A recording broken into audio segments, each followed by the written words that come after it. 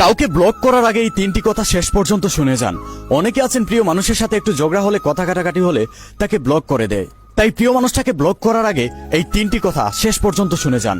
Number 1, দেখুন প্রত্যেকটা সম্পর্কের মধ্যে ঝগড়া হবে, অভিমান হবে, রাগারাগি হবে, কিন্তু বিচ্ছেদ হবে না। এই ব্লক জিনিসটা একটা সময় বিচ্ছেদে গিয়ে পৌঁছায়।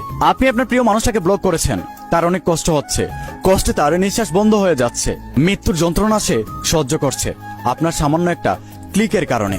কিন্তু আপনি আপনার রাগ, অভিমান, ঝগড়ার কারণে সেটা বুঝতে পারছেন না। দেখুন, আপনি যদি আপনার প্রিয় মানুষটাকে ভালোবেসে থাকেন, তাহলে আপনি কখনো চাইবেন না আপনার প্রিয় মানুষটা আপনার কারণে কষ্ট পাক, আপনার কারণে সে মৃত্যুর যন্ত্রণা সহ্য করুক। আপনি সবসময় চাইবেন আপনার ব্যবহার, আপনার কারণে সে যেন ভালো থাকতে পারে। কিন্তু আপনি তাকে ব্লক করে কষ্ট দিচ্ছেন। তাই প্রিয় মানুষটাকে কখনো ব্লক করবেন না। নাম্বার 2, ব্লক অপশনটা তৈরি হয়েছে বেঈমান, প্রতারক, খারাপ মানুষদের জন্য। কিন্তু আপনার প্রিয় মানুষটা তো বেঈমান, প্রতারক, খারাপ মানুষ না। সে হচ্ছে আপনার প্রিয় মানুষ, সে আপনাকে ভালোবাসে।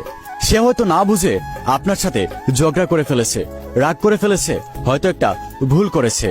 আপনি তাকে ব্লক না করে বুঝান, কারণ একটা সম্পর্কের মধ্যে রাগ, অভিমান, ঝগড়া সবসময় হবে, কিন্তু কখনো বিচ্ছেদ হবে না যদি সেটা সত্যিকারের সম্পর্ক হয়।